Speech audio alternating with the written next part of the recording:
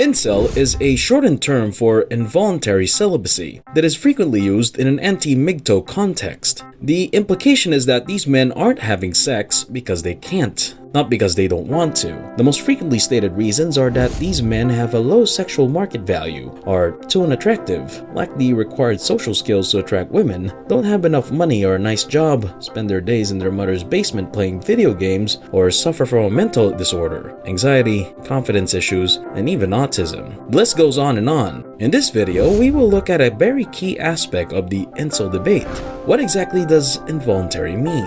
One aspect of human nature is that we like to project based on psychology. Projection is defined as, quote, the process of displacing one's feelings into another person, with defensive projection being the most common, attributing one's own inappropriate urges to someone else. For example, when a liar does not trust anyone else because the liar is dishonest himself, he accuses everyone else of being dishonest, and he will always assume others are not being honest with him. They used to say, quote, this is the pot calling the kettle black, unquote. When someone refers to a MGTOW as an incel, I believe this psychological principle is at work. How is this possible?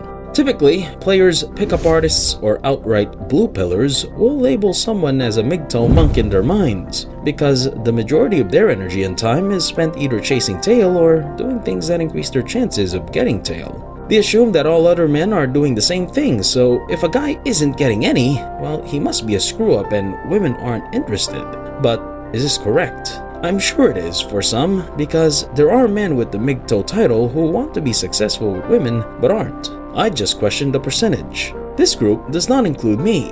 Women have shown consistent interest in me for the majority of my life, including the present. I'm not implying that I'm an alpha stud with ladies literally fawning over me, but I have plenty of options. Although from a distance it may appear that I am an incel because I do not return the favor or pursue these women when they express interest. It's a fleeting flirtation that fades quickly once they realize that I'm not going along with the whole song and dance or the usual development. Incel? It depends on your perspective. What came first, the chicken or the egg? Are men like me incels because we lack game, or is it because we chose not to play the game? If the latter is correct, we must abandon the term, quote, involuntary, unquote. Another perspective to consider in this debate is to put yourself in the shoes of a legitimate incel. Let's pretend it's real for the time being. You desperately want female attention but aren't getting it.